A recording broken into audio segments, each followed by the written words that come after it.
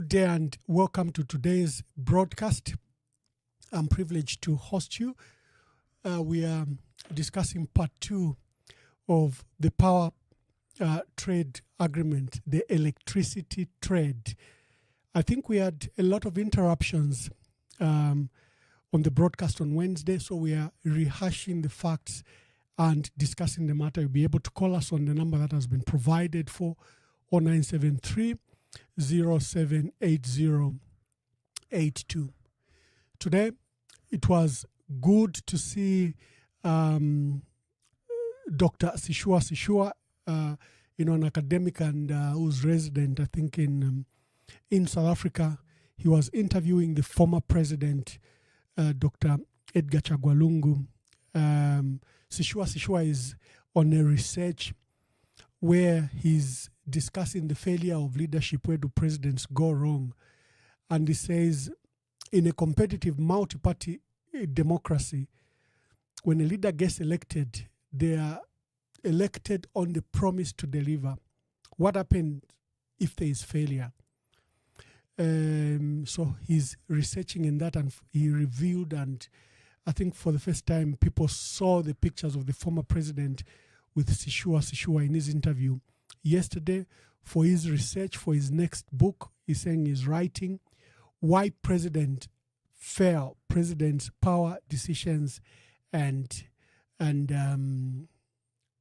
why presidents fail, and he was drawing inspiration from many leaders, including former President Edgar Lungu. So we look forward to Sishua's book, Why Presidents Fail, Presidential Power and Decision-Making in Zambia under Edgar Lungu. So Edgar Lungu is a case study in this book. There's a matter that has preoccupied the country in the last 2 days, and this is a matter of a wedding. There was a huge wedding over the weekend, and it brought very fundamental issues that I think that we should discuss. Let me just read you my thoughts that I had earlier penned down, because I love to put my thoughts organized in a write-up. That way, people are able to follow. So as we discuss the matter of power trade, they are all interlinked. These are foreign assets that are owned by our country, but usually dominated by foreign entities. And that was my submission. Let me just read some thoughts from it. A wedding that has sparked the debate about the rich, the extremely wealthy, and the poor in Zambia. One of Africa's music top stars, Diamond Platinum, his real name is Nasib Abdul Juma Isaac, that is his real name, was in the country over the weekend. This is a huge African star, a Tanzanian. I'm told he's based in South Africa nowadays, but to book him costs a lot of money, whatever the amounts. Now, the wedding was of a daughter of a mining magnate in Zambia. Many people may not know about him. This mining magnate is Abdoulaye Ndiaye. Abdoulaye Ndiaye owns an emerald mine, one of the largest producers of emerald in the world, Grizzly Mining, which is in Lufwanyama. It's just next to the famous Kajem mine. So the daughter, Kadi, was getting married to Jimmy Karabasis. Jimmy Karabasis is also from a mining family. He's a young brother. There are 3 brothers. Musamba Karabasis is a proprietor with his brothers of a mining entity called Mineral Link Limited, a company that's based in Chingola. So, of course, with a foreign artist, big foreign African artist, the two married from 2 mining companies immediately set social media abuzz. But for me, the question that arises is of interest. You see, Zambia is a very rich country, very wealthy country, but it has its people that are poor.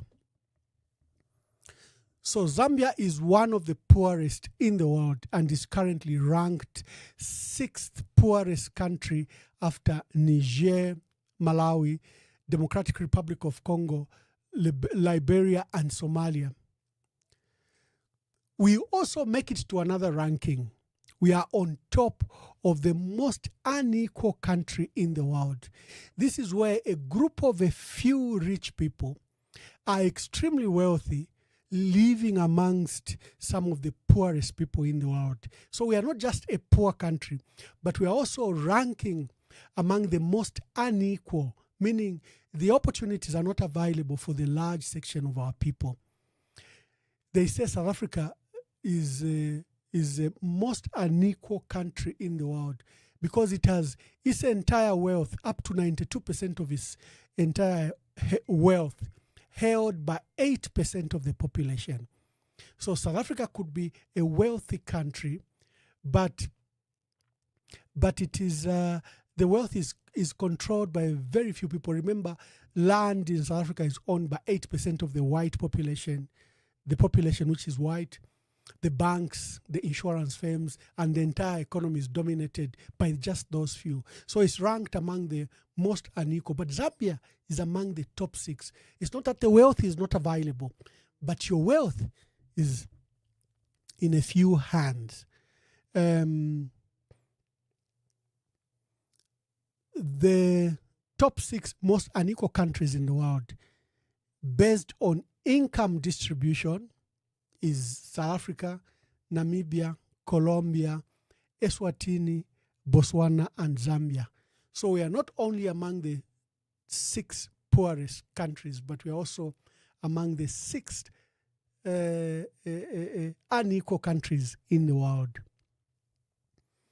Zambia and DRC are touted among the wealthiest nations in the world by resource endowment. Remember, Zambia has 40% of water in Southern Africa. We have mineral resources, we have land resources, we have alluvial assets like, our rivers, streams, and water bodies that can produce huge amount of resources there. But again, we are compared to a paradox. Here is a wealthy country with a poor people. So the wedding, therefore, for me, brings my perspective from this angle. Who is Grizzly Mining? In this wedding, the bride's father, Mr. Abdullahi, started his mining career. Let me just put up his picture so that you can see him again.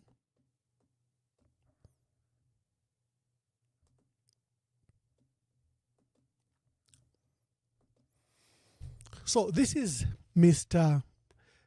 Abdullahi Ndiaye. Is a pioneering founder and chairman of Grizzly Mining.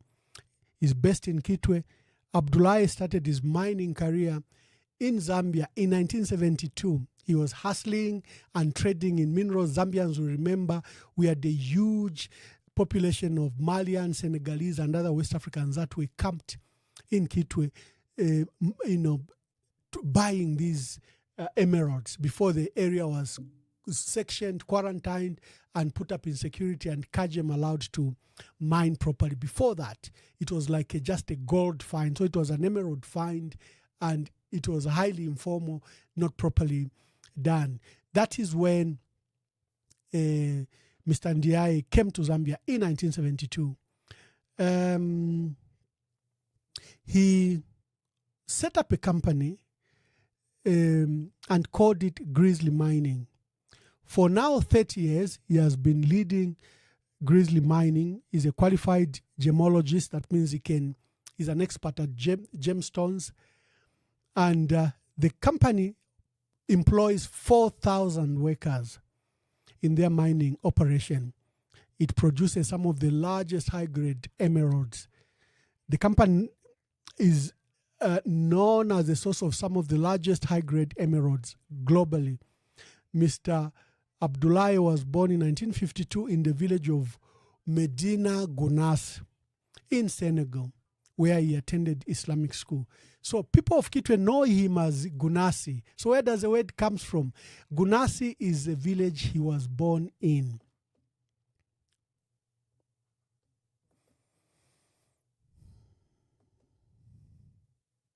That mine produces about 60 million carats of emerald annually. Remember, the largest single mine of emeralds is in Zambia, run by Kagem. Kagem is producing up to 25 to 30% of the world's total emerald.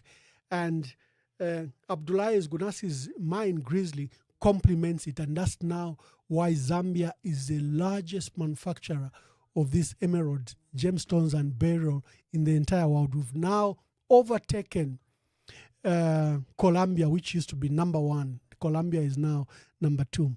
On Kagem, who is Kagem? Kagem is owned by Gemfields. We have ZCCMIH that has, through IDC, that has about 25% shareholding. But 75% of Kagem is owned by Gemfields, which is a foreign entity. The major shareholders are in Europe, Asho Holdings Proprietary Limited, Rosendahl and Associates Holding, Upholst Fund, Mawik, Koi,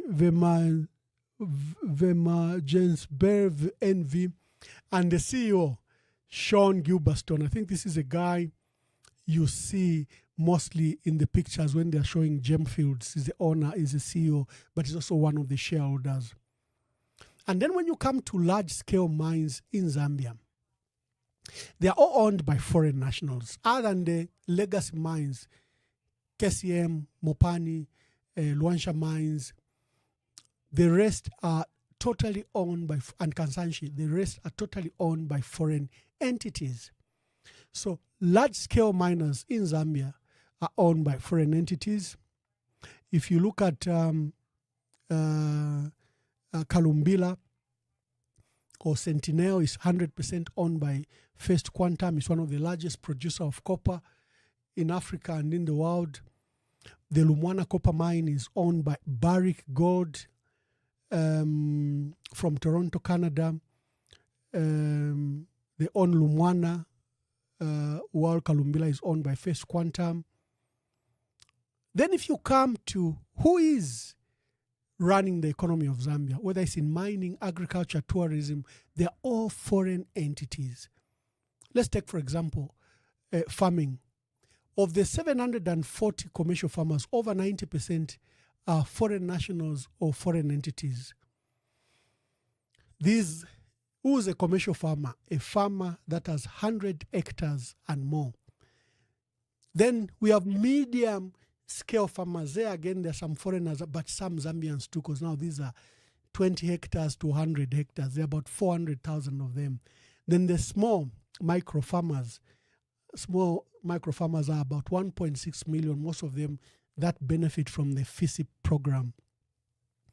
This is the same story if you go in printing, in manufacturing, in industry. Wherever you go, the economy of Zambia is foreign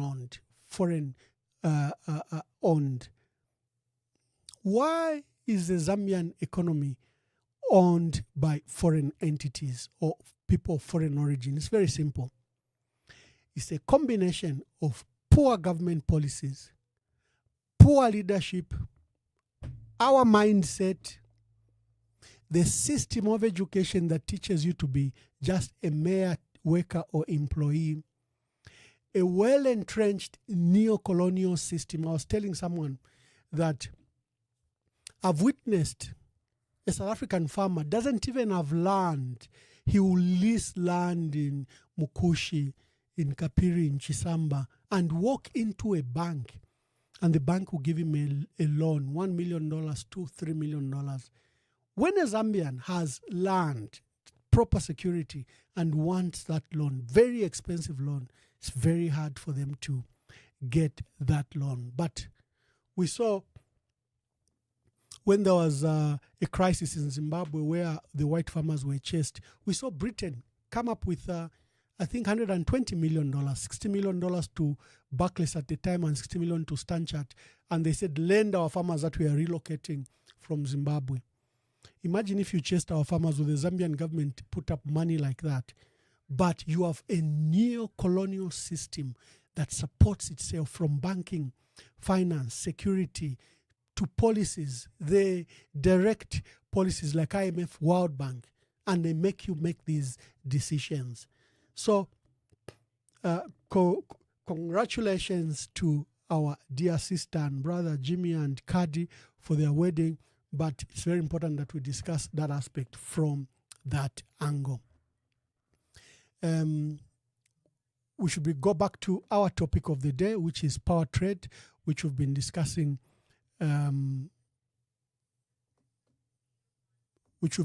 since Monday, but our broadcast was interrupted. Let me see if I can get the president to discuss this matter. Country been sleeping on duty. We were in energy surplus, but hydro and mono energy. I think this drought is a slap in the face to wake us up, to have a balanced energy mix. And I want to say to you, this government acknowledges the challenges, appreciates the challenges that the economy is facing, including the media, with regard to shortage of energy, electricity. It's actually challenging us in the area of food security as well. We want to irrigate, we don't have enough energy. Challenging us in the area of economic reconstruction, which is the reason we assumed public office, to reorganize the economy, to deal with the debt mountain.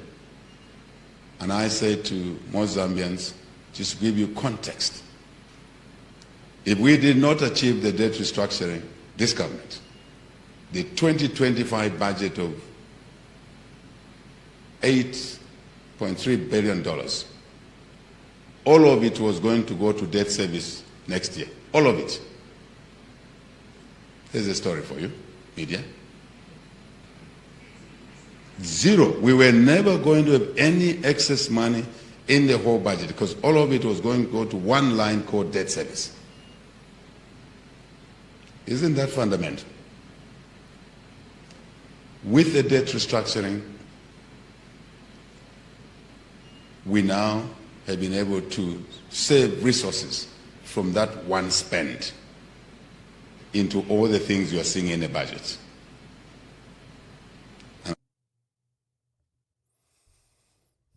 Yeah, we're discussing power trade in Zambia. Zambia is experiencing one of the worst load shedding period in the last 60 years.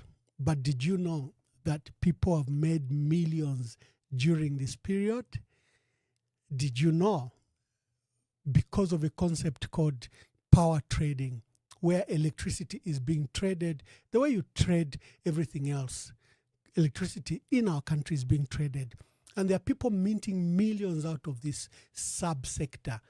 The purpose of the broadcast is to bring this matter to light, to bring this issue to your mind, so that maybe authorities can be forced to put this matter on the table. Let's have all the factors, opportunities in the open. Let's trade in this matter in an open and transparent manner, where issues of corruption, issues of favoritism, issues of underhand methods do not invade in the subsector.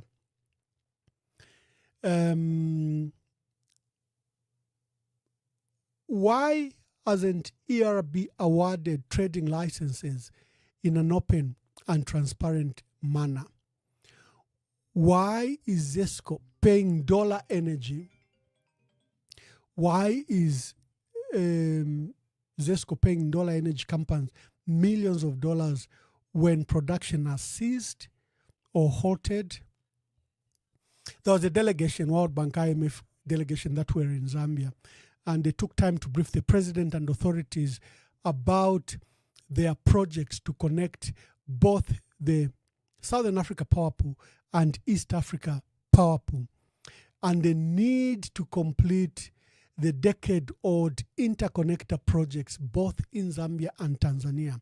These projects have been going on since 2010.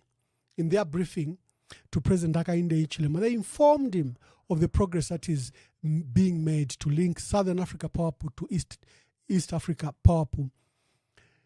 President Hichilema is quoted to have told them that there is no need to worry about the Zambian side because the project's about to be completed, and that the small phase remaining between Mbala and Nakonde will be completed by the private sector. In their retreat meeting, this revelation alarmed the delegation because of the work that has been done over the last 10 years in connecting these two interconnectors. One is that the Tanzanian part, a 500 million euro was organized, and the Zambian part, a 500 million euro was organized. From the Tanzanian segment, the lead partner was Agence France de Développement, AFD. It's like Africa Development Bank, but from France. There was International Development Association, IDA, which is under the World Bank Group. It's a commercial wing of the World Bank Group. And the European Union had mobilized 500 million for the project in Tanzania in the last 10 years. And extensive work and feasibility studies have been done.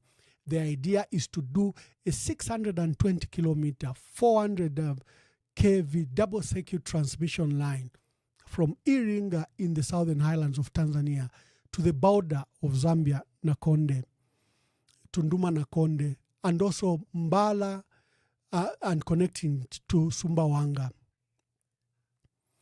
Because remember, the project has to go into the East African Power Pool. That also includes Burundi, Rwanda, Kenya, Tanzania, and Ethiopia. So there's that large network that is being developed.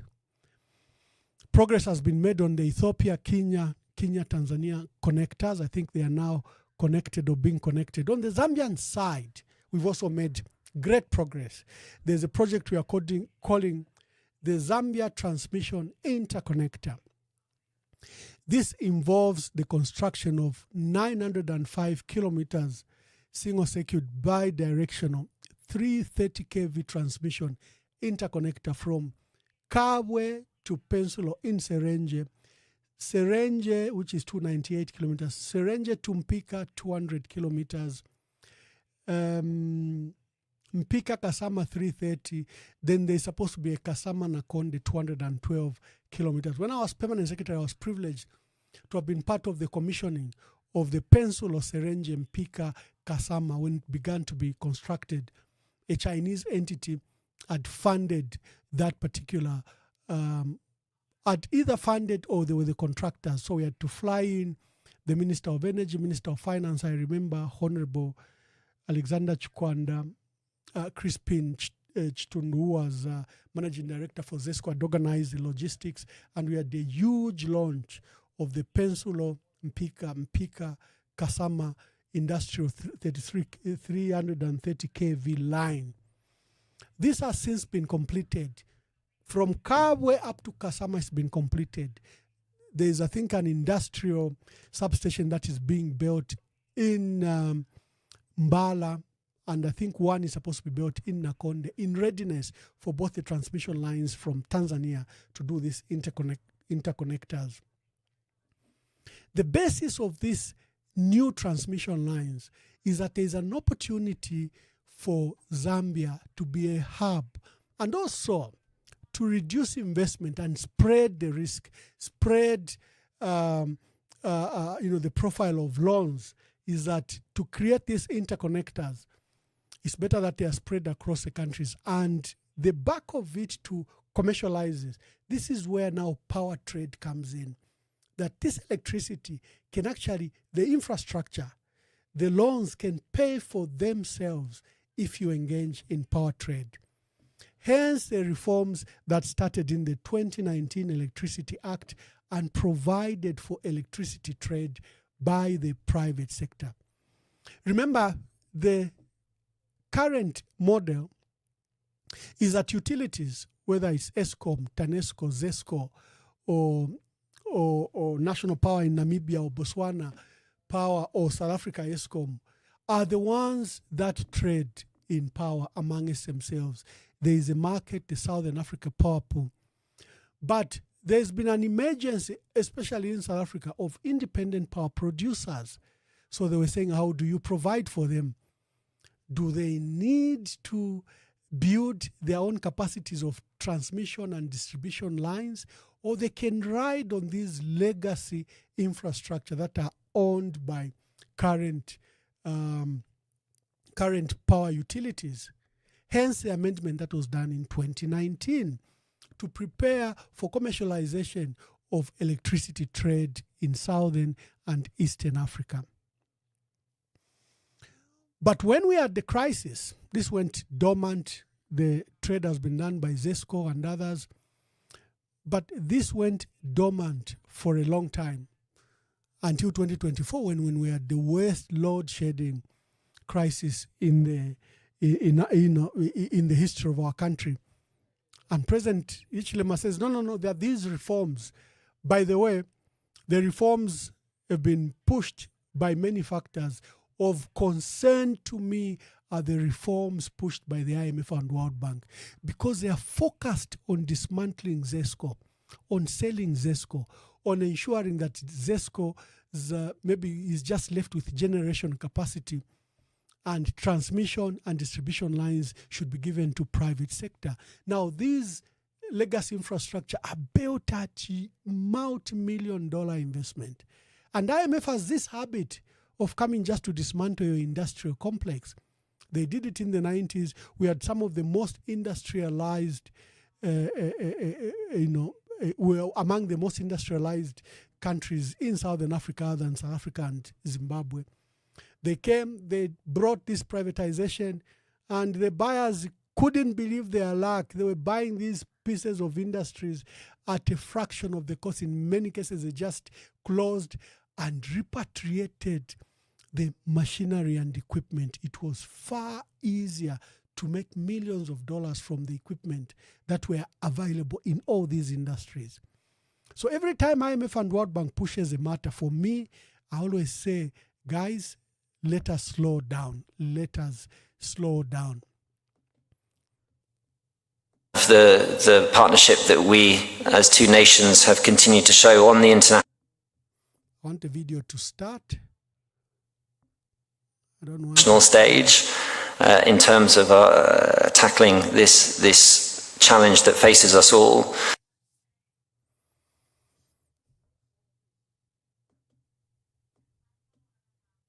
That yesterday in this room, it's a cabinet room, we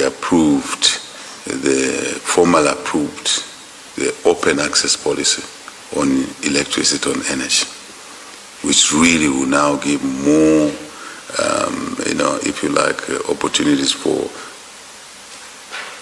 private investors in the energy sector.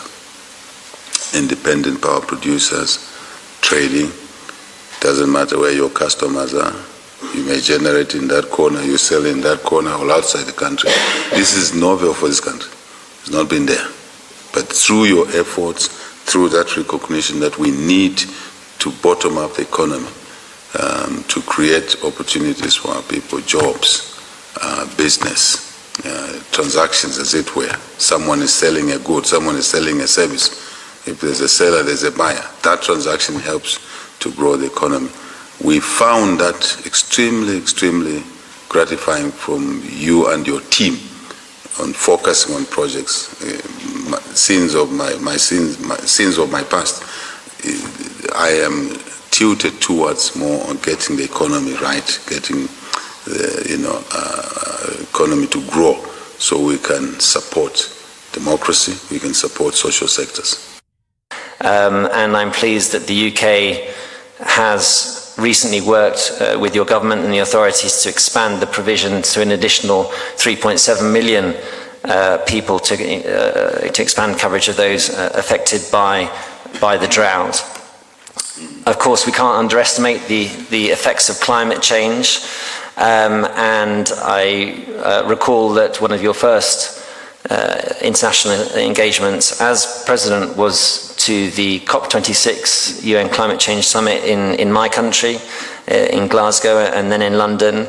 And I'm pleased and proud of the partnership that we as two nations have continued to show on the international stage in terms of tackling this challenge that faces us all.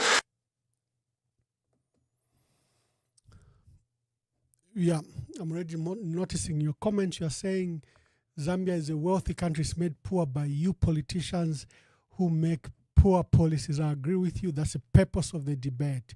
How do we ensure that the economy of our country is owned by ourselves? Why should our economy up to 90% be owned by foreign entities? When do Zambians benefit? And that's why we are proposing all this debate and this factor. So back to the topic. Zesco in Zambia, under the current model, is a primary off-taker and is a bulk retailer of electricity in Zambia. So whether it is buying, like it is buying from Maamba Collieries or Ndola Energy or Lunsemfwa, is a bulk buyer and a dominant buyer. And whether it's selling, like it sells to CEC or to you and me, again, it is a dominant power retailer and distributor. The current industrial power producers are Maamba Collieries, Lunsemfwa, and Ndola Energy. CEC buys from Zesco. So the regulations were to open access to others. Let me just get the regulations again. That yesterday in this room, it's a cabinet room, we formally approved the open access policy on electricity on energy, which really will now give more, if you like, opportunities for private investors in the energy sector. Independent power producers, trading, doesn't matter where your customers are.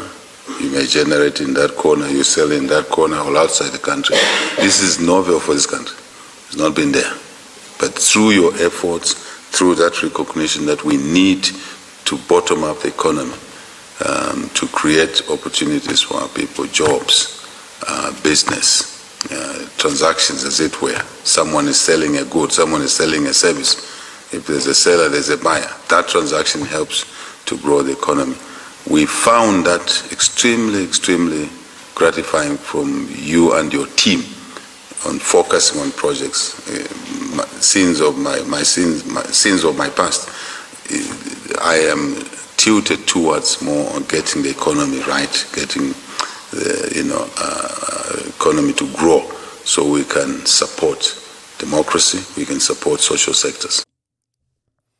Yeah, the president talking about the open access and the reasons why he has opened up access for trade. They are relying on Electricity Act of 2019 and they've promulgated new regulations from 2024. The Energy Regulation Board has since issued trading licenses, and Zesco has signed these power agreements from number 1, Kanona Power, number 2, GreenCo, number 3, Power, number 4, Africa Energy Trading Corporation, number 5, Petrodex. Who is Power? Power is based in DRC, also in Zambia. They're a trading company with a focus to supply power to the Democratic Republic of Congo, in the DRC, to the mines there. They've signed agreements with the authorities in DRC, Ministry of Energy and its subsidiary, and in Zambia, it has obtained a standard electricity trading license number SL-EETRN-2024-002, issued on 2nd April 2024 by the Energy Regulation Board. EPDRC, or Enterprise Power, also has a power supply agreement with Zesco, and it was issued in 2023. EPDR is supplying power to the mining sector in Congo from power that it is importing from Zesco. It has an initial agreement of 50 megawatts, but they've been importing up to 450 megawatts of power into the Congo. They also have a tripartite agreement with Société Nationale Electricity, which is a utility in the DRC, so that they can then supply this power with from Zambia or wherever they get it from, Zambia to the DRC and to the mining sector in the DRC. The company is also pursuing the Kalumbila Kolwezi 330 kV interconnection project. This is where it is developing. It's a design, and it has promised to finance, construct, and operate a high voltage line linking the Republic of Zambia and the Democratic Republic of Zambia. Remember, at the moment, I think there's only one interconnector. There is supposed to be many interconnectors between Zambia and the DRC, looking at the economic activities from the north in Chienge, in Chelenge, up to Jimbe near Angola, and above Solwezi Mwinilunga. You can put many interconnectors between Zambia and the DRC. So these guys are trying to produce this. There's a gentleman called Nikolai Germany who's usually in Zambia. He's a director and board member. There's a chairman that has been listed. There's a gentleman called Emmanuel Chilombo Kalenga, listed as a managing director. Kanona Power. This is a newly established power company, trading company. It has future ambitions to invest in generation, transmission, and distribution. It's currently importing power from Electricidade de Mozambique. This is in Portuguese, EDM, and it's using Zesco, and it has signed a power agreement with Zesco to supply to Zesco and to the mines. Kanona is also negotiating to import power from Tanzania electric supply company TANESCO. Kanona was incorporated in January 2023. The board chairperson there is a non-businessman in Lusaka, Padmo Jesse Mulea, and one of the directors listed is Java Foods proprietor Monica Msonda. Number 3, Africa Energy Trading Group Corporation. It's been delivering bulk supplier of electricity to the copper mines in Zambia and the DRC. It has a registered office in Kablonga. It's led by a gentleman called Dr. Mundia Kabinga, and the CEO is listed as Muzala Shinka. Then you have GreenCo Power Services. This is a power trader and intermediary. It's run by a lady called Hannah Hajuka. She's a founder, CEO, and she has a management team comprising Chikoma Kazunga as head of business and Ioannis Bake as group chief financial officer. Then you have Petrodex LLC. It has extensive expertise in the energy, oil and gas, chemical and mineral products. Petrodex has a signed power supply agreement with Zesco for 120 megawatts to supply to the DRC. But currently it's only accessing 30 megawatts until Zesco stabilizes. The firm is run by a gentleman called Yoke Markovic as managing director. You have Ndola Energy. The plant had halted production of power as Indeni Oil Refinery had shut down in 2019. The model of Ndola Energy is that it gets the heavy fuels, heavy oils. The byproduct of the refining process is what was being used to run Ndola Energy. But since 2019, it closed. But when we had the power crisis, the Ministry of Energy and Zesco went into an agreement to revive Ndola Energy, and they committed to importing the heavy fuels for Ndola Energy. So an agreement was signed, and Ndola Energy commissioned 105 megawatts thermal plant. But within 3 months, they had run out of the heavy fuels. Whoever was assigned to import heavy fuels for Ndola Energy has not done so. And apparently there are punitive costs when the machinery and the plant lies idle. You still pay. I think they had an agreement of up to $12 million. But in the event that you have not provided the fuels, you incur costs of up to $5 million a month. So Ndola Energy is not producing, but Zesco is paying $5 million at Ndola Energy. If I was in Ndola Energy, I can sit for life and get this free money from Zesco of $5 million a month. Let me play the president. Then I come to what's the problem before I open the lines. Where is the issue? And I'm pleased that the UK has recently worked with your government and the authorities to expand the provision to an additional 3.7 million people to expand coverage of those affected by the drought. Of course, we can't underestimate the effects of climate change, and I recall that one of your first international engagements as president was to the COP26 UN Climate Change Summit in my country, in Glasgow, and then in London.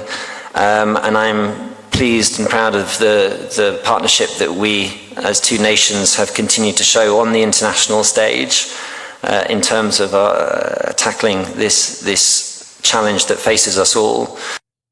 So what is the future looking like for Kanona after the business engagements and the support to your clients? Are we looking to see you engage with more clients from the mining industry? Like, what's the takeaway for you? Okay, thank you. Very interesting question. As you're aware, Zambia as a country is looking to expand its copper output. The stated target by the government is that in the next several years, we should get up to 3 million tons a year. Yeah. But that doesn't happen overnight. A lot of the mining companies are planning to expand and others to enter into the market. So for us, it has been an opportunity for us to engage with them as they plan the expansion. We had a couple of meetings yesterday with players in the market who are making extensive expansion plans. It also was an opportunity for us to look at our own expansion and what is happening in the region around mining players. So yes, it's been a very interesting and exciting opportunity for us. Thank you. Thank you so much. Thank you. I was looking at some post. Someone is saying, Ambassador, we're not getting you. Come on. These are technical subjects, but I'm trying very hard to simplify them. What is happening is very simple. Nabambo kushtisha malaiti, so anyone can buy and sell. Kalefe chaleva, abaleshitano kushtisha malaiti, niba Zesco. Lelo na bengisha mwali onse kuti ashitisha. Kale mwali ishiva, tukwariwa Maamba Collieries, kwariwa Ndola Energy, kwariwa Lunsemfwa, kwariwa CEC. Lelo, kuri umuntu iwe ngaine, ungafaya fe license kuliba ERB. Ayapoka asaina na agreement ku Mozambique or ku South Africa ayeba na bazesi kwati ndetereni kwa yamalaiti institution ko kuliba mine yuko. That's what we are talking about. I'm trying very hard to simplify the matter, that there is a huge resource that is minting millions of dollars for entities involved in this, and you and I are not aware about it. How can you be aware about it? Is if we make ERB, make this process transparent, open, that the opportunities is over for everyone. So what is the issue here?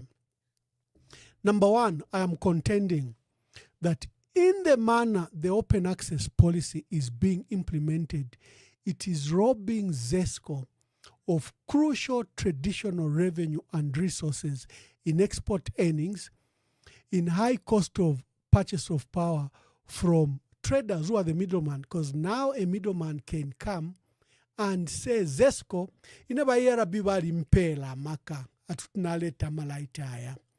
Ninsa inana ba Mozambique ba eba tibara mpela 100 megawatts. Tie, will them for me, it's called willing, kwat ma wilo. Yale tena ya malaiti kufuma ku Mozambique yatwale nkuliba first quantum.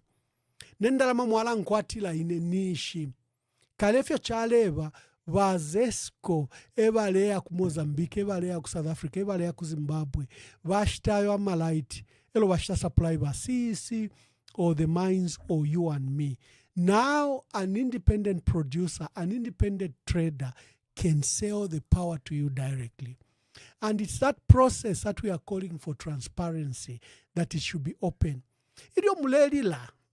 At Tatukweta Malite, the economy has literally shut down because of lack of power. Do you know that people have made millions of dollars? Are you aware? Wouldn't you have loved to have this opportunity as well?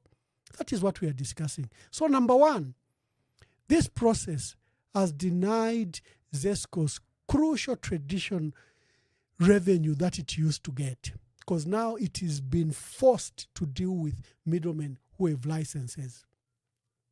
Number two, I fear, and this is my contention, that in the long term it might put Zesco into a death spiral where the utility will be unable to maintain the infrastructure and service quality. Because kaleva Zesco ave never leta malaiti either yafuma kukariba yafuma kuitejtejo yafuma kuisa. Number anyone can go to Zesco and tell them ninkwata malaiti yo ndefumia ku Tanzania. Run them for me. So I'm saying the machine, ama transmitters, ama lines, ama transformers are now being overworked over time because no critical investment has been done to this infrastructure before we opened up the access.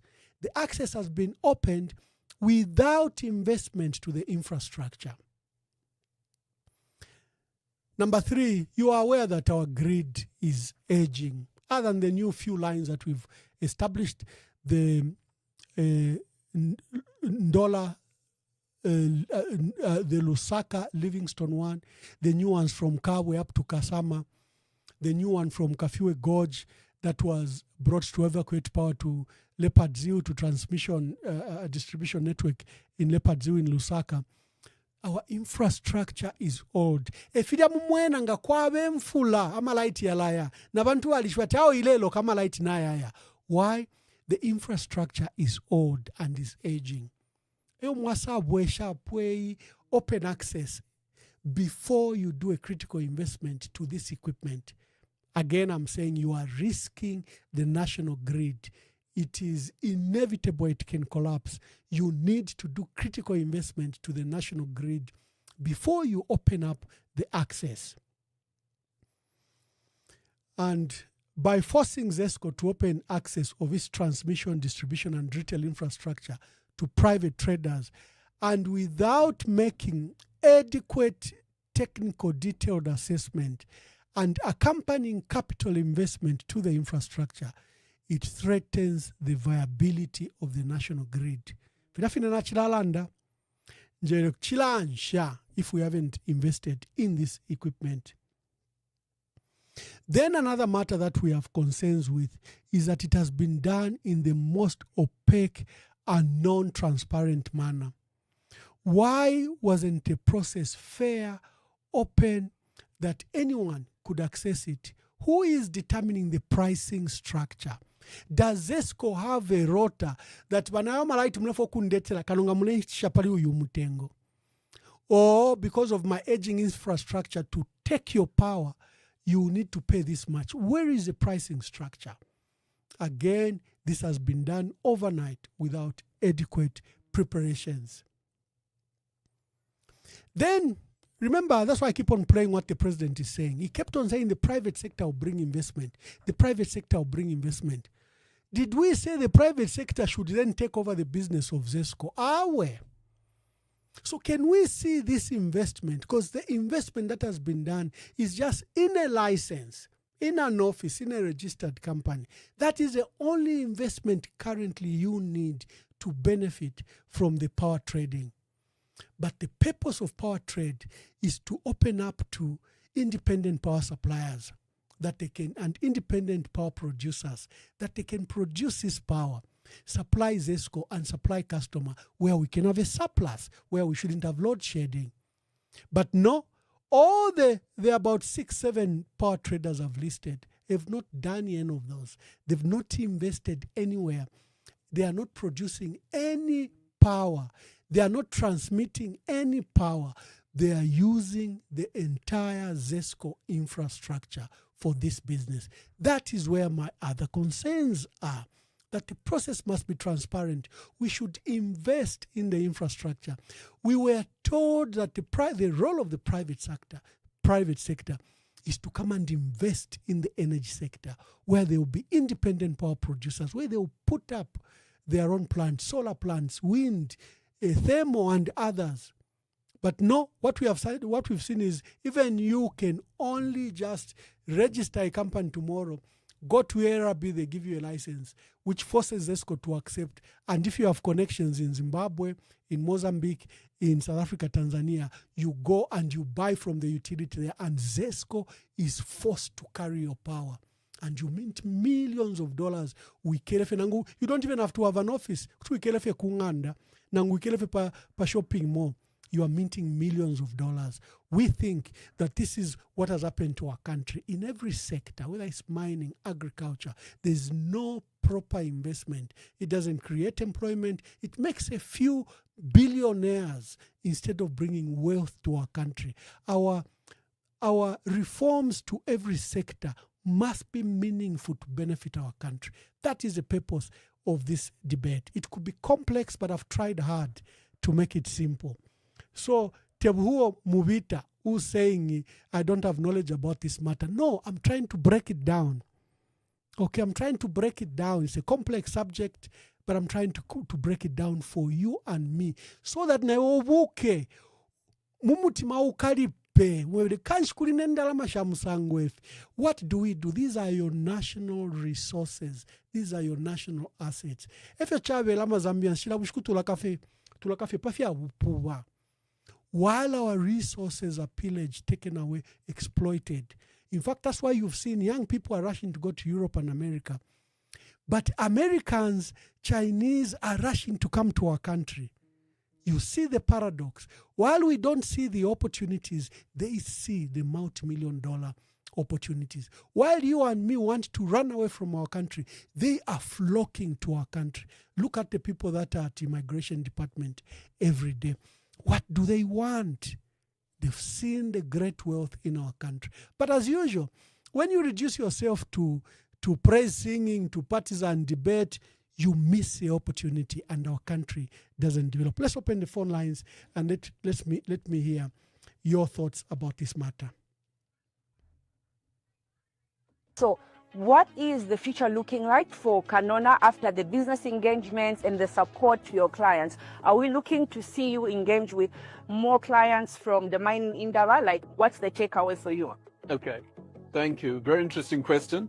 As you're aware, Zambia as a country is looking to expand its copper output. The stated target by the government is that in the next several years, we should get up to 3 million tons a year. Yeah. But that doesn't happen overnight. A lot of the mining companies are planning to expand and others to enter into the market. So for us, it has been an opportunity for us to engage with them as they plan the expansion. We had a couple of meetings yesterday with players in the market who are making extensive expansion plans. It also was an opportunity for us to look at our own expansion and what is happening in the region around mining players. So yes, it's been a very interesting and exciting opportunity for us. Thank you. Thank you so much. That yesterday in this room, it's a cabinet room, we formally approved the open access policy on electricity on energy, which really will now give more, if you like, opportunities for private investors in the energy sector, independent power producers, trading. Doesn't matter where your customers are. You may generate in that corner, you sell in that corner or outside the country. This is novel for this country. It's not been there. But through your efforts, through that recognition that we need to bottom up the economy, to create opportunities for our people, jobs, business, transactions, as it were. Someone is selling a good, someone is selling a service. If there's a seller, there's a buyer. That transaction helps to grow the economy. We found that extremely, extremely gratifying from you and your team on focusing on projects. Sins of my sins of my past. I am tilted towards more on getting the economy right, getting the economy to grow, so we can support democracy, we can support social sectors. And I'm pleased that the UK has recently worked with your government and the authorities to expand the provision to an additional 3.7 million people to expand coverage of those affected by the drought. Of course, we can't underestimate the effects of climate change, and I recall that one of your first international engagements as president was to the COP26 UN Climate Change Summit in my country, in Glasgow, and then in London. And I'm pleased and proud of the partnership that we as two nations have continued to show on the international stage in terms of tackling this challenge that faces us all.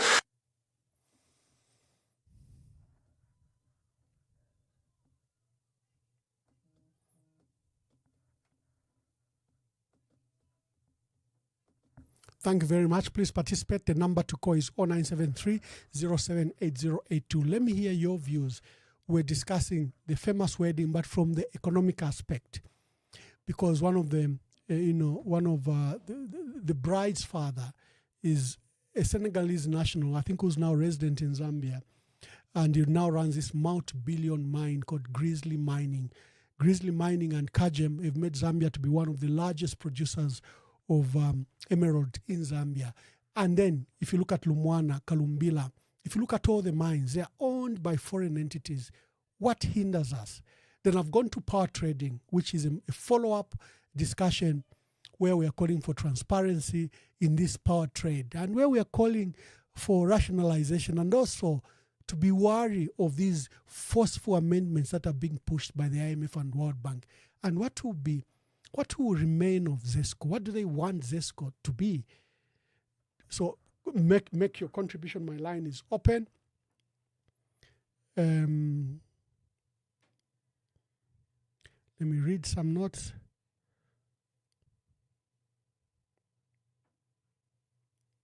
Okay, this matter concerns Zambia Air Force. I'll not read it on air. I don't know what it is all about. I'll take time. I don't know how the Zambia Air Force comes in. We'll deal with that matter later. Let's just stick to the subject for today.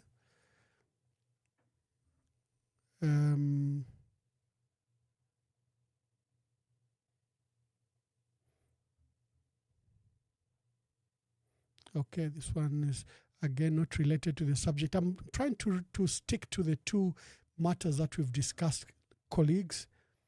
I think it's better that way so that our debate is focused. Okay, the line is open, or 973-078082. We're discussing power trade. What is your view about this subsector in the electricity sector, in the energy sector? It's a subset of the energy sector. Let me hear your views and your contribution, and that's a number to call. People now know this number and they're writing personal messages. We want to call it, so let's stick to the main topic that we are discussing. It helps that way. Yeah, it does help if we are focused, if we are discussing something that is very important. It's better that we stick to what we have proposed. We are discussing the energy sector, its subset, electricity sector. President Hakainde Hichilema has opened it up.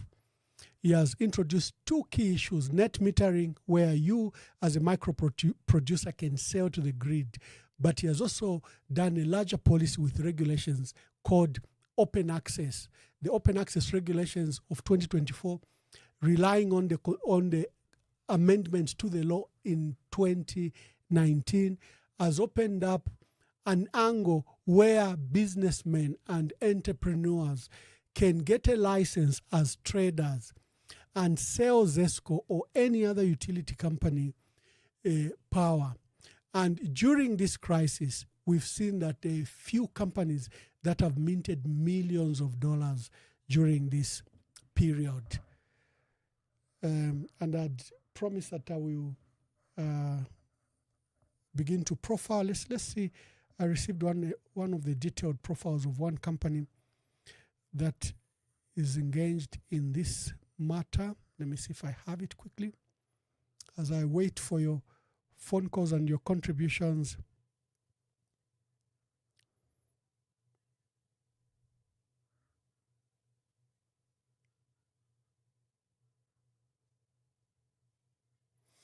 Yeah, there are allegations of corruption in this new subsector where the power traders and power traders are being accused of engaging in corruption with either State House officials or Ministry of Energy officials. That's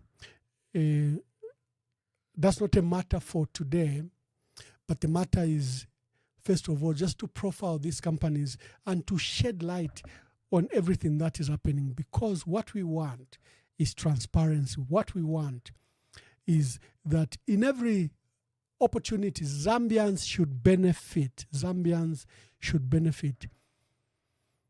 Zambians are usually kept discussing petty things while the big money and the big resource is moving in the background. It's like someone purposefully keeps us busy discussing petty issues so that we don't ask who owns what.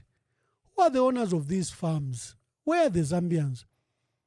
In the agricultural sector, so many loans per year are distributed worth millions of dollars. Has anyone asked for the profile of those loans and where they go to? How come Zambians are not empowered? How come Zambia doesn't own shareholding in the large-scale mines in Kalumbila and Lumwana and any other large-scale mine that may prop up? How come Zambians are mere small traders and small farmers? They are not commercial farmers. I even showed a very sad, very, very sad video today where the PS from Northern Province, maybe I can even run it quickly here and give it to you. There's a permanent secretary. She's a deputy permanent secretary from Northern Province called Beauty Undipiri. In this video, she's caught a trader or a farmer with 10 bags, and she's impounded the 10 bags of that maize.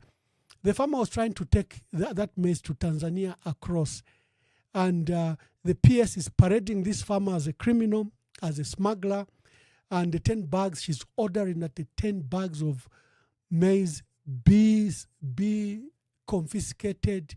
Now, a farmer gets paid once a year. And if you've been to border areas, you see Tanzanians, they've brought rice, fish, they are selling across. What's wrong with the Zambians selling his maize at such a market? What's wrong with us? Why do we think when Zambians...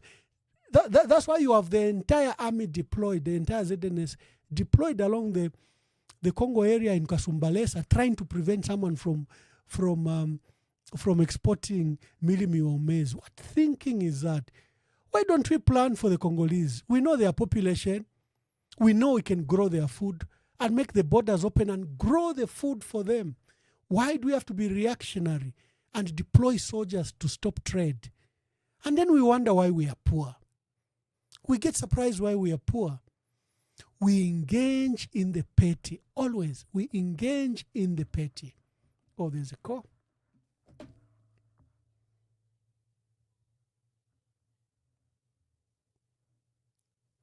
We have Mr. Mabo from Italy. He's been calling. He's a regular caller. He's the president of Zambians in Italy. Wanemwa wombeni. Thank you very much. I hope you are following the debate. Please make your contributions. Yes, I'm following. I just want, maybe I missed it or something. Is it, do we have, or do you have any information regarding the main shareholders of these companies that are players in the market, Diama and Power, Kanona Power Company, GreenCo or something. Yes. Do we have any top government officials who are like main shareholders or something? No, most of them are foreign entities. Other than Kanona, all the lists that are Kanona and Africa Trade are some Zambian shareholding, but the rest are foreign owned. So no, but ERP, so it means even our energy sector is heavily controlled by foreigners, just like the mining sector.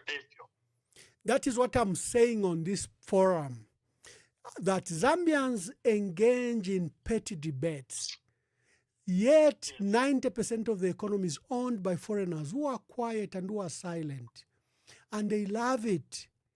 You and I are engaged in petty debates, petty self-hatred, arguing about coins, while the billions of our country are not in our hands. So how do you develop the country, and how do you develop your people? That's the purpose of this address today. Ambassador, don't we have amongst our own people enablers, those stooges who they are given leftovers, breadcrumbs regarding this, as foreigners, they take the bigger chunk of our money, because they wouldn't just come and invest anyhow without having some people, especially people in the government. The biggest enabler is the president, his cabinet, and his government from time immemorial. And that's why I'm calling for a shift in leadership and in leadership approach to how we handle these matters. Sometimes people say, no, Mwamba, but you've been in government. I push from the background. And because I've been in government, I'm able to tell you what happens. I'm able to bring the experience for reform. You know, you cannot make an opinion on information you do not have. If I do not tell you who owns what, like I've done today, how will you know? How will you even know that while you were suffering, while your economy was depressed, while the economy was at its teether ends, people made millions of dollars during this period? How would you know unless we tell you? Well, Ambassador, it's normal for any capitalist or business people to take advantage of a crisis and make money. Unfortunately for us, our countries, the state doesn't do this, and you are putting it, we talk about petty issues, and then we mock our people saying, oh, we have attracted foreign direct investment, and you will have jobs, and then those jobs people are given say we can say. And then those people at the top, they're also given millions to know, and it's the status quo. It's like it goes round and round like a roller coaster. Now, how can we end this? That's why in another end by patriotism, because I don't think these foreigners, they just come in and start doing their thing. We have the people who we entrust with these resources, the resources that can change the destiny of our country. That's why, therefore, I'm also curious regarding these companies under the subsector energy, to understand who are the main shareholders, because this way then we would know. Yeah. That's why I was just trying to ask today, because I'm not sure. Otherwise, I don't think that these foreigners are just stealing from us. No. The law is there.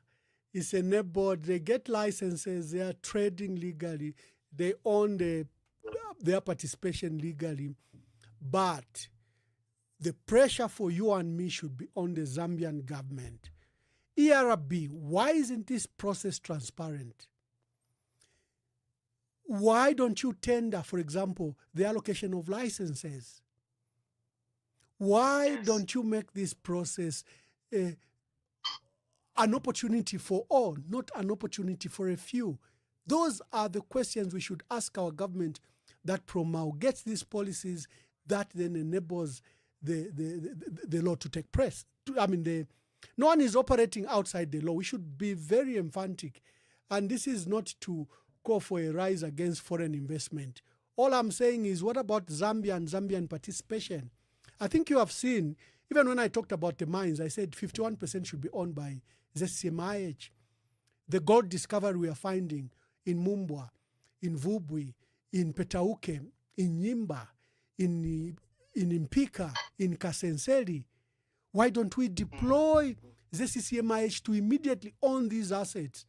They have capacity, they have commercial, they have money, partner with the local people, and then begin formal production that benefit our country. Why should we allow a few people looting the resources before you realize yabakwati nsuji like that yalipwa nokupwa? Please allow me to answer, Ambassador Mwaipishat, why. Patriotism, lack of self-worth, lack of self-respect, lack of self-appreciation. Initially when we started, and I'm really hoping it's not mere rhetoric because there is an opportunity coming for people like you, our real pundits, and I hope that we can pragmatically also put all these ideas in action when the time comes. And there's classified information, of course, but if you have tenders by ARP and many other government transactions that are really shady, I do think the culprits are us ourselves as a country, because if you've talked about minerals that are being discovered, and you find that we as a people, Zambians, they are not the ones benefiting really. These countries that are developed, which we run to, are the ones benefiting even the most. That's how much they value their own lives. And for us, it's like, and this mind shift, I don't know how we can even work it out. We get lost in these details, but that's why I have questions for people like you, how it can be done. How we can really shift this mindset to appreciate ourselves a little bit more. Even the transparency, like regarding, I have an impression till these companies which you've enlisted here, players in the market, they're like 6 or something. I'm sure that Zambians, we have certain Zambians who are shareholders, but it's discreet because we like to do things this way. Oh yeah. You know, even the Zambians that own the biggest wealth, their wealth is not in Zambia. Their wealth is in Mauritius, in Dubai, in Seychelles, in the Bahamas, sadly. Sure. Definitely lack of self-appreciation. They have a nice investment or property in Zambia at proceeds of crime to Landa. If it's a foreigner, Zambian at all of them, because we don't value ourselves, we don't love ourselves. This is I think a problem, not what. And I hope yes, when that time comes, Ambassador Ngamwa, where they give an opportunity to people like you with the experience, you can really do these things. Thank you so much, Ambassador. Thank you very much. Yeah, family, we've been advocating changes at policy level. How do you insulate our politicians from corruption, from being in the pockets of mining giants, from being in the pockets of these foreign industrialists?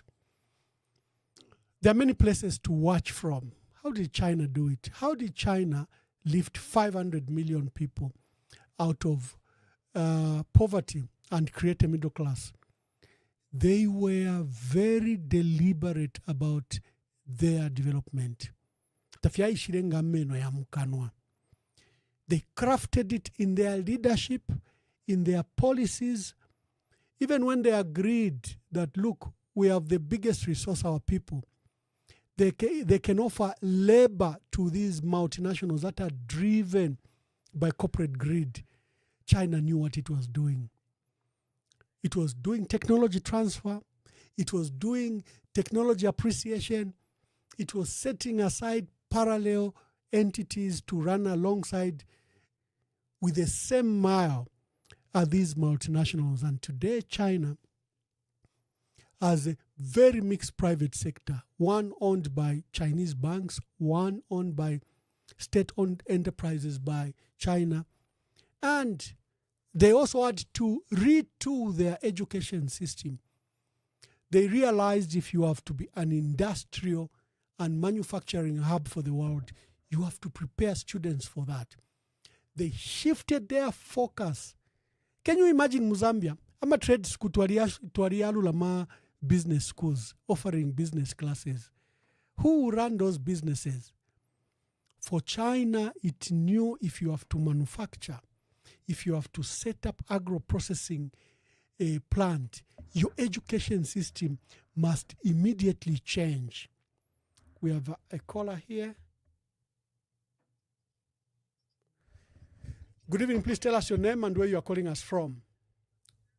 Good evening, Mwamba. Good evening. This is, Samuel. Samuel, you are welcome to the program. Please make your contributions. Yes, please. Yes, please. So, very interesting program you have here. And we thank God for you. I used to have a very negative perspective of the PF. But after going through what we've seen, Yeah. my goodness, didn't we make a mistake? But here we are. We need to start rethinking the way we organize the country. Yeah. But I like the aspect you're talking about. You gave an example of China, the way the Chinese are managing.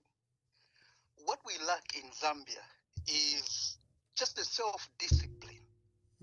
So with this democracy that the Western world has taught us, democracy, I don't think any African country will ever develop on that model. Because the discipline, for one, you look at these guys who are in government now, look at the deals that they are doing. They've got nobody to fear. Yeah. They just carry on and do whatever they want, single sourcing and, all sorts of things. They go and grab a mine, Mopani that they had recapitalized. All we needed was just a little money to have it as our own. Yeah. But these guys go ahead and, they fear no one. You see? So now what we need is, we need some kind of like a council of, you could say presidents from the different provinces. Yeah. Who overrule whoever president comes around. They can come, do the elections, and then, run for 5 years the way we do, and then they go. If they make any stupid decisions like we've seen, there should be somebody to call them to account.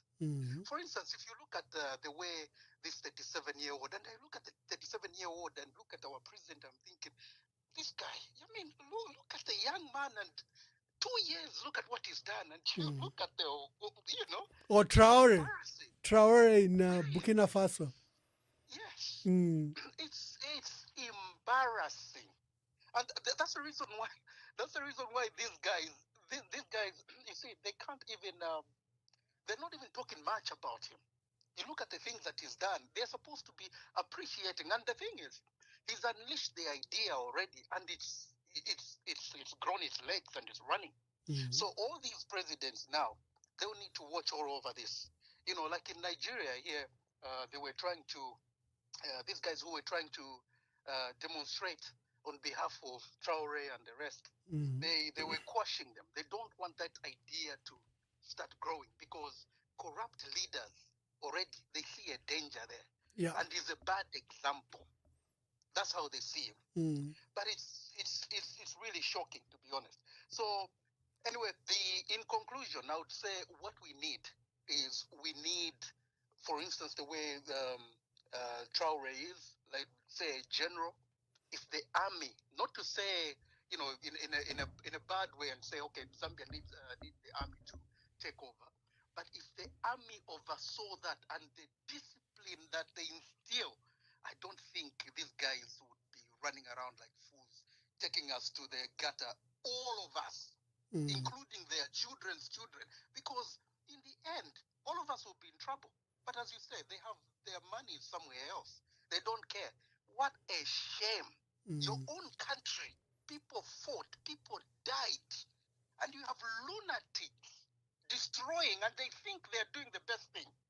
But there we go. That's how it is. Thank you very much, Sam. Thank you for the insight. Yeah. You had Honorable Msokotwane was in the IMF, and there was an IMF delegation back in Zambia. they've done an assessment, Honorable Msokotwane wants another loan, $1.5 billion. But he will not mobilize resources in a domestic manner. Both Samuel and Mr. Mabo are asking what can be done. Colleagues, it can be done. Number one is how do we transfer this resource back to our people? I gave an example of China. They were very deliberate about it. No, they didn't need the army, Sam. They didn't need the army. But a focused leadership that just put plans. Colleagues, we are going to invite these foreigners, Apple, Microsoft, and all these giants, but will mirror their technologies with us. They will employ our people who also set up competing industry at their level so that in the next 10 to 15 years, even if they close shop, we'll be able to survive. Today, the best telephones are coming from, the best mobile phones are coming from China. Look at both, look at the telephones that are coming from China, Huawei. There's this one, is it Onksha, the one that has done it? I'll check it up. They are rivaling Apple's product, both with quality standards and even sometimes better. China invited Tesla, Elon Musk, to be in China. They gave him subsidies, their own money gave him subsidies. He employed people, he was nearly going bankrupt. They reinvested, but they were copying technology. Alongside, they were building the largest reserves for what is required in an electric vehicle. And within a period of 5 years, they've overtaken Tesla. Even if Tesla closed shop today, they don't need them. BYD and other electric companies have now dominated the electric vehicle industries. And their vehicles are so advanced. If you look at a Tesla vehicle and a BYD vehicle, you would prefer a BYD vehicle. Government and its leadership ought to be deliberate and purposeful about it. We are not. We are not. The leadership is the one to bring in foreigners, is the one to sell our assets, even if our assets is in our hands. Both Mabo and Sam talked about Mopani. Mopani grieves me because Mopani, the owners, GreenCo, invested $4.5 billion in that mine. They sank 3 brand new shafts. They installed a brand new smelter. By 2021, all it needed was just a key to start Mopani, and this production will jump from 70,000 metric tons, it will go to 350, 400,000 metric tons, and make the $4 billion in a period of 1 year to 2 years.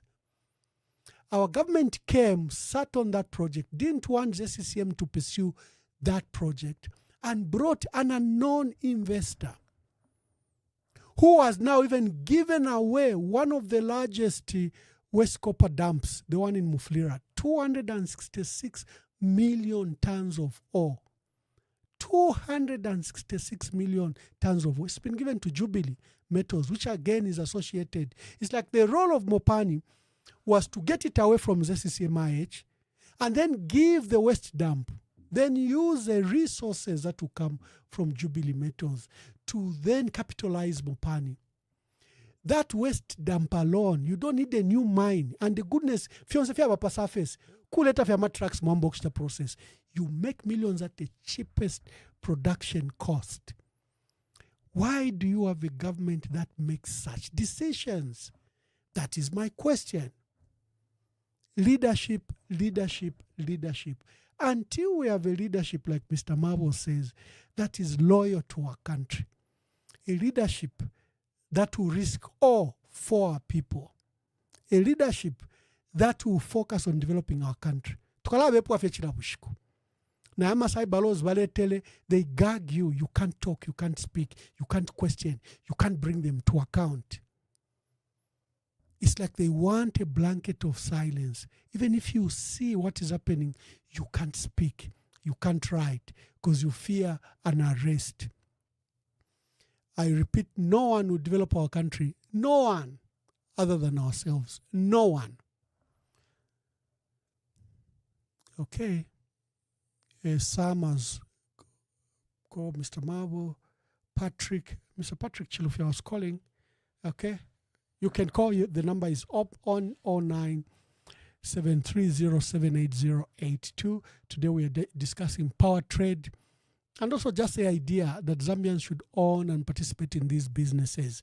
They preoccupy you with a petty, so that you are insulting each other, that you don't discuss the serious issues of our country.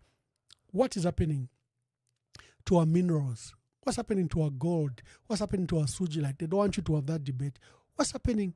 How can you have a country endowed with so much land, some of the most fertile lands in Africa, and we're only using 10% of it?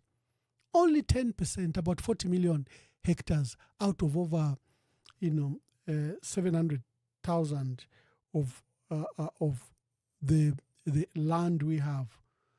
Why have we allowed our water bodies to be looted? Why isn't there fish in there? What are we doing? What's our project to restock?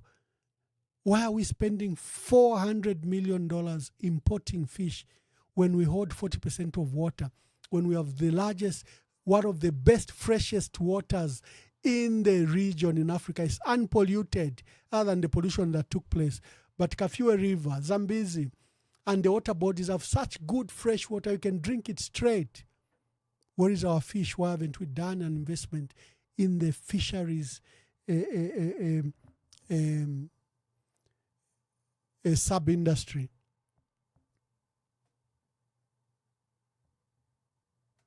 Okay, so today that was our debate. I want, as a nation, that we begin to focus on what is important so that we can hold our presidents accountable. Not Chilabushkule Totafye, ni wotota. Chilabushkuni wotota. You are the one praising. When will you be employed? When will your brothers and sisters be employed? When will you make the wealth? When will we have Zambians that are billionaires without calling them thieves and looters and corrupt? When will we develop a culture where the wealth of our country will be within our people? That was the focus of the debate today. Okay, we have another caller. Oh, it's cut. Cop, please, before we end debate. Yes, I was talking about this PS who was harassing. Someone has written, he said, it's a sad affair. I saw the PS from Northern Province. She's a deputy permanent secretary, harassing a trader over 10 bags and confiscating. Does she know how long it takes to grow that 10 bags of maize? And if she's been to Mbala and Mpulungu, you see Tanzania and they bring beans, rice for sale. What's wrong with Zambians also doing that trade? I agree with you. The power trade in Zambia, who are the players? Well, I began to profile some, but I listed 6 who I have confirmed have licenses with the Energy Regulation Board. Is EPDRC of the DRC. It has people that are based in Dubai. They have a Zambian who is managing director, Emmanuel Chilombo Kalenga. There is Nikolai German, who is a director and board member and is usually in Zambia. We have Kanona Power. The board members are listed as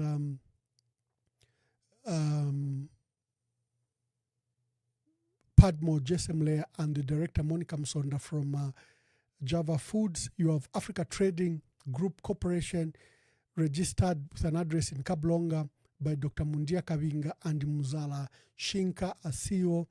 You have GreenCo Power, which is run by, it's an intermediary and power trade, and it's run by Anna Hajuka as founder, CEO. And she has a team of Chikoma Kazunga as head of business and Johannes Bake as group CFO. You have Petrodex. The director is listed as Jok Markovic. You have Ndola Energy, it's also foreign owned. But for Ndola Energy, we have this issue where they are getting millions of dollars without being in production because of the nature of contract that was signed in 2024 that committed either ERB, Zesco, or government to import the crude oil that is required, the heavy oils that is required for Ndola Energy to produce at 100 megawatts. And when you don't bring the oil and the plant remains idle, you still pay millions of dollars. We want answers there.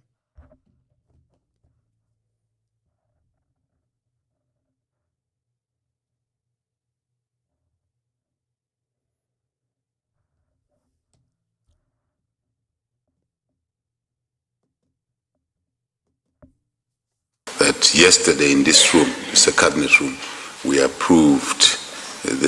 formally approved the open access policy on electricity on energy, which really will now give more, if you like, opportunities for private investors in the energy sector, independent power producers, trading.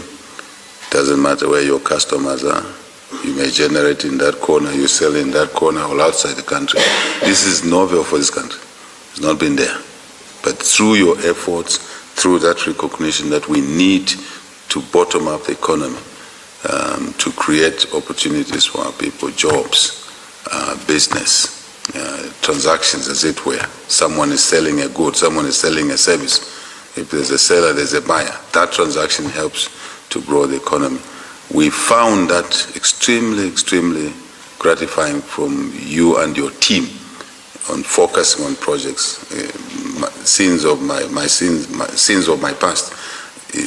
I am tilted towards more on getting the economy right, getting the economy to grow, so we can support democracy, we can support social sectors. And I'm pleased that the UK has recently worked with your government and the authorities to expand the provision to an additional 3.7 million people to expand coverage of those affected by the drought. Of course, we can't underestimate the effects of climate change, and I recall that one of your first international engagements as president was to the COP26 UN Climate Change Summit in my country, in Glasgow, and then in London. And I'm pleased and proud of the partnership that we as two nations have continued to show on the international stage in terms of tackling this challenge that faces us all. Thank you very much. Last week we had an issue where Airtel customers were unable to download videos, watch live, or download pictures. I don't know if Airtel has normalized that. It affected some of our broadcast. You know, Airtel, MTN have a large footprint in our country, and it becomes difficult to access our people if they can't access Facebook. And that was an issue where for over 4 or 5 days, Airtel customers couldn't access videos, audios. They couldn't play anything on Facebook, and they couldn't even watch live. I hope that matter has been resolved, and our people that are on Facebook using Airtel and Airtel infrastructure have been able to watch us. Today we're discussing power trade, a bit technical subject like many issues. Our people have simplicity, but that's not where the money is. The money is where the complex issues are. Whether it's in tourism, who runs your tourism sites? Who runs your tourism opportunities? Who runs your mines? Who's trading in power? When will you participate?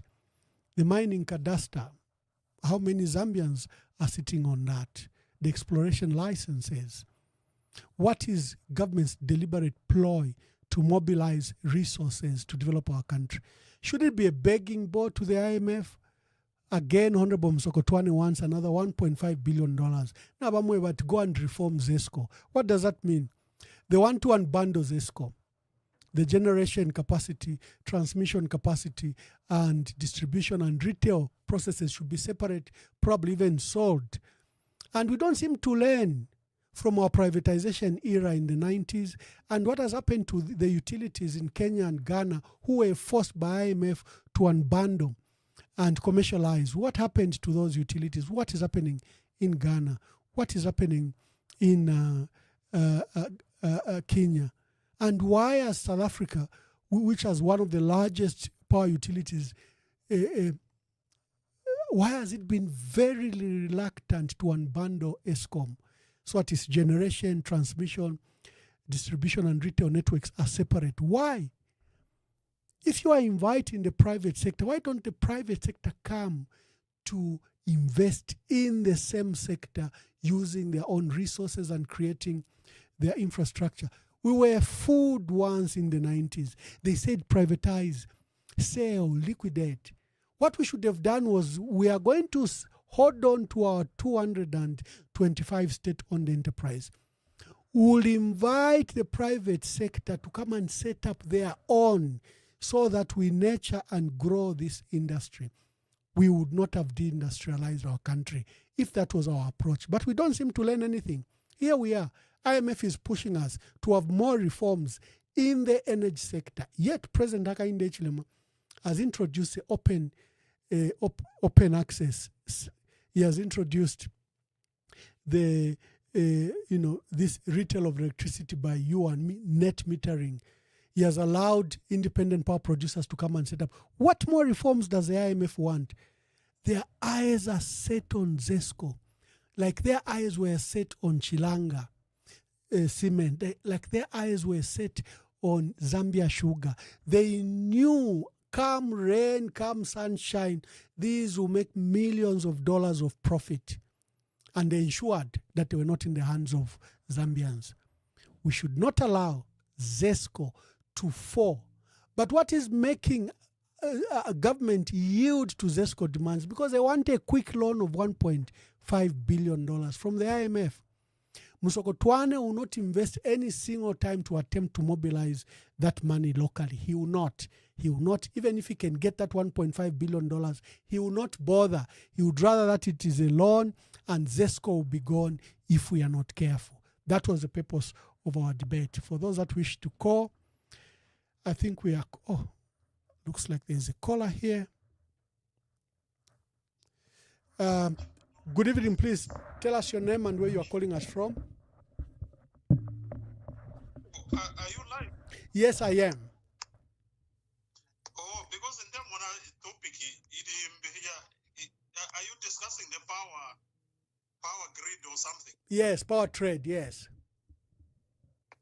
Okay, but how come? Is it a different topic? Because you are still talking, but... Oh, I see. What happens on Facebook? Refresh. Go back to the page, because sometimes you go to my last broadcast. You click on it, then you go to the last broadcast. I'm still live, so just refresh the page, but don't click on it. You will see me. I do see that on Facebook. I'm on YouTube. YouTube should be okay. YouTube should be okay, but we are live anyway. You can make your contribution. Our people can hear you. Yeah, no, I just wanted to clarify on the Mopani. Yeah. Let me just... Yeah, on Mopani, yeah, I think the deal, the way I understand it, is that Zambia is, ZCCMIH is 49%. Yes. ZCCMIH didn't pay anything. You know, that 1.5 billion, first, they gave a discount. You see, then that company from Saudi Arabia, they paid the rest of the money to Mopani or to GreenCo, and then they paid all the debts. So that was like the capital they injected into the company. You see, so I think even though that 1.5 covered all the shafts, the new things that they did by GreenCo. So I think it was a fair deal, really. I'll answer the... Mopani was a fair deal. The minister the other day, he explained it very thoroughly, and I understood it.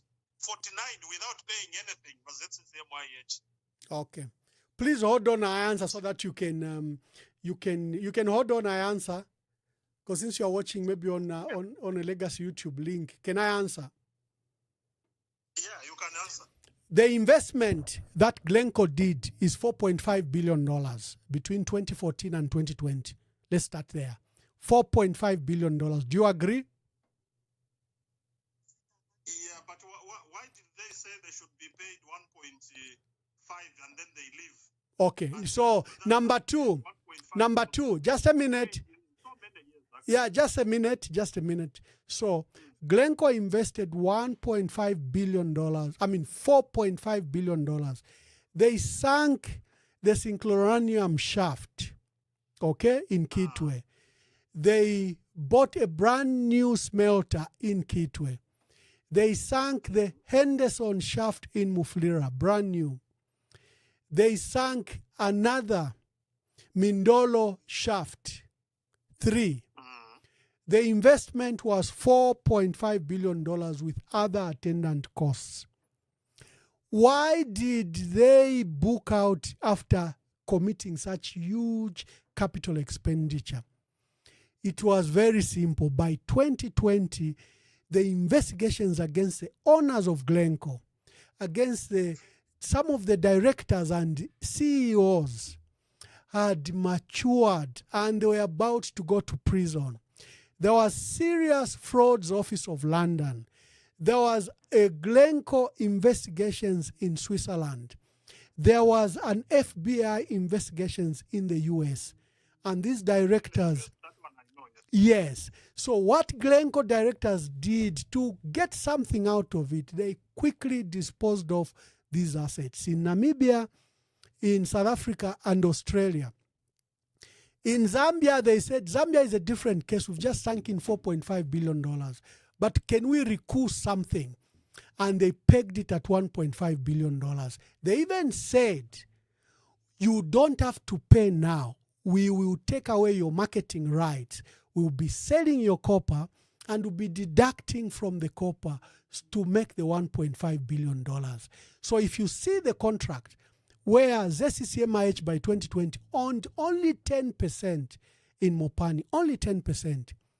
By the end of that transaction, the entire Mopani now was owned by Zesco'S 100%. If you look at the contract, then that $1.5 billion was then put as a loan where Zambian government or Mopani will be paying. Between 2020 March, when we began production, up to the time the sale was taking place, that debt was no longer $1.5 billion. I think it was 900 million or $1.1 billion, where you are talking about a discount. Now, before we come to 49%, remember we own 100%. Let us be very clear. From 2020, we own the mine 100%. We don't own 10%, like Kabuswe tries to repeat every time. Because he doesn't want you to go into the deal of March 2020, where GreenCo surrenders with $1. If you see, say, $1 transaction, the entire assets of Mopani becomes owned by Zesco'S 100% with a $1 exchanged, but with a debt of $1.5 billion. Do we agree there? Yeah, I'm just hearing that for the first time. No, but those are the... my brother, switch on your phone. Switch on your phone. Google the transaction for 2020 when Zesco'S bought Mopani. You see the contract to come up. Yeah, it will come up right now as we are talking. Go to the details immediately. You see, you will see that by 2020 March, the Zambian government, through Zesco'S, owns the mine 100%, but with a debt of $1.5 billion.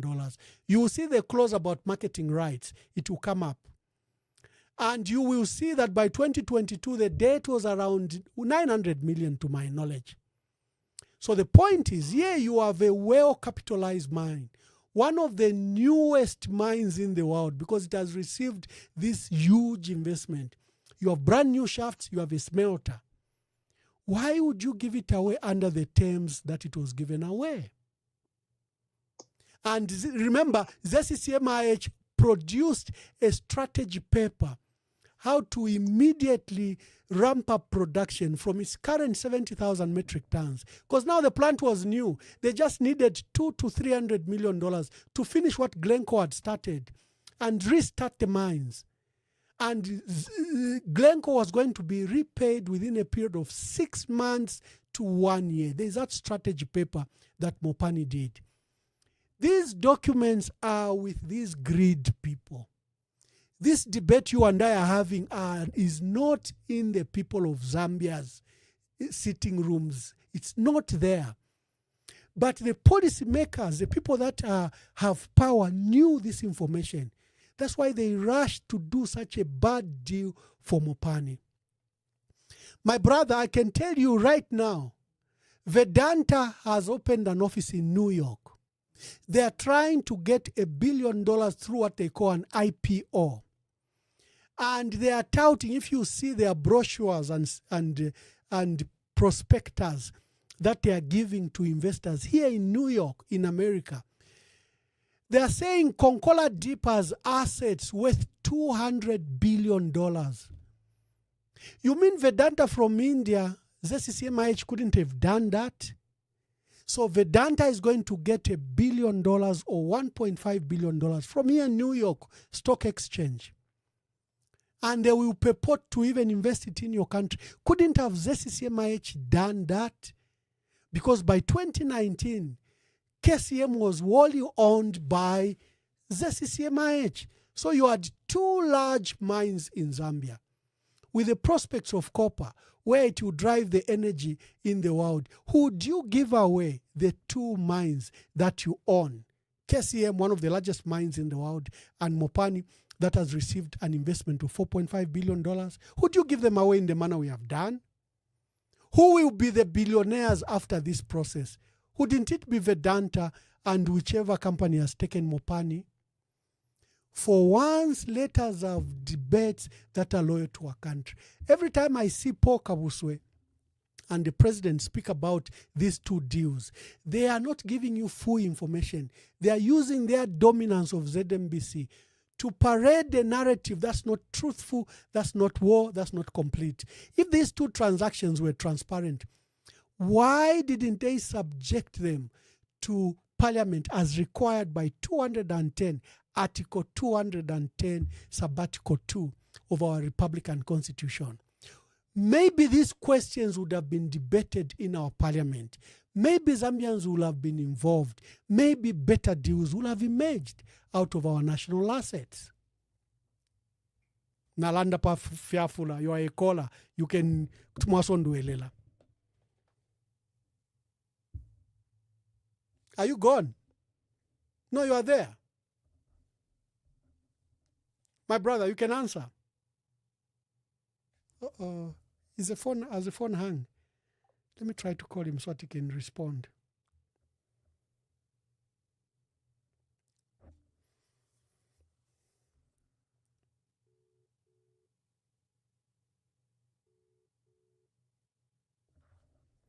Sorry, my brother, I took over your airtime. I just wanted to clarify, but you can make your contributions before we close. Yeah. No, I've seen that by 2020, 90% of the shares was owned by ZECCMIH. You see? So I was just reading. Mm-hmm. Thank you very much for that confirmation. Yeah, then we got wrong information from the minister. No, the minister, my brother, the minister and President Hakainde Hichilema will tell you that we only increased our shareholding from 10% to 49%. They will not tell you that contract that you have just seen for yourself. That it's a shareholding that was diluted from 100% to 49%. They will not tell you that. They will tell you that we increased shareholding from 10% to 49% so that they look good. But they are not telling the truth. The asset was 100%. Why did the ZECCMIH take over the mine and start running it? Is it they didn't have money or what? No, they had put up a strategy paper where they required $200 to $300 million to restart the mine. to first tie up the loose ends and also invest in the production. So they had put up a $200 million to $300 million strategy paper, which the new government refused. They said, we are going to get you an equity partner. ZCCMIH, you are not going to run Mopani, we'll get you an equity partner. So that's a process they started where they got these lawyers to now sell the equity partnership. But ZCCMIH was willing to begin using the Mopani local management to begin running Mopani as a Zambian-owned, totally owned by the people of Zambia. They were willing, and there's that paper to that effect. But the new government shelved that document. They shelved it. There's no money. We are in debt distress. There's no borrowing anymore. But you know, ZCMIH is a multi-billion-dollar company. But they did. ZCMIH is listed in London, in Paris. It could have gone to any of these entities to raise the money. The new government said, no, that's not our focus. Our focus is we'll get you an equity partner where we'll dilute your shareholding and raise money from your shareholding structure. Okay.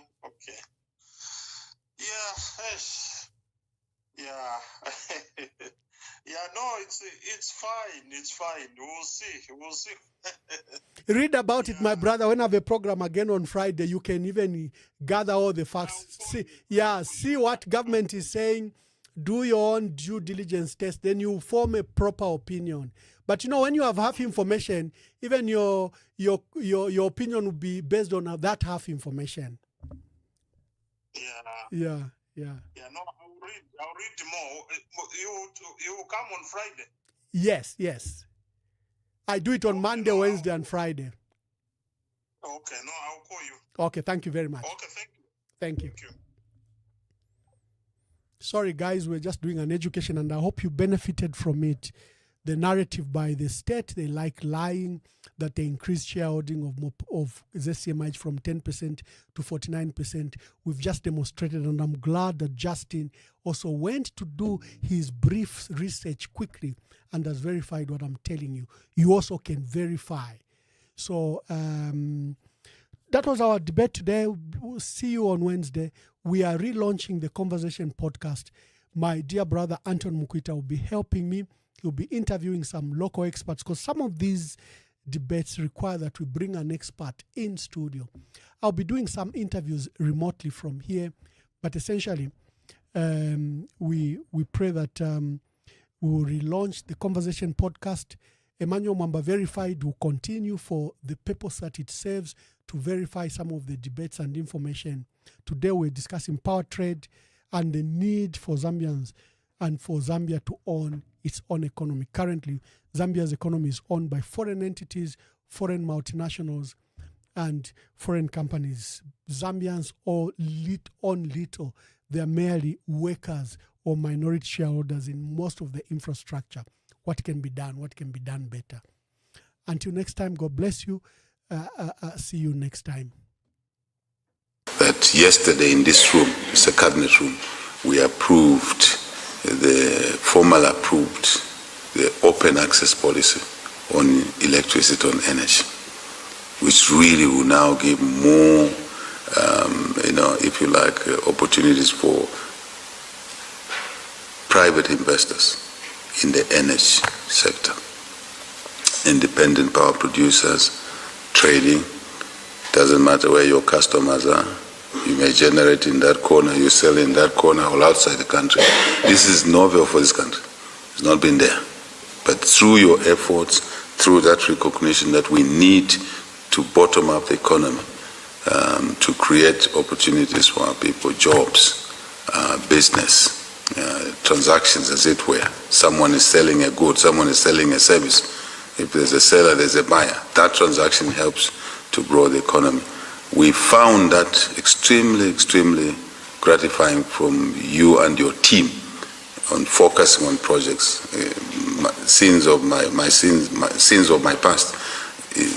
I am tilted towards more on getting the economy right, getting the economy to grow, so we can support democracy, we can support social sectors.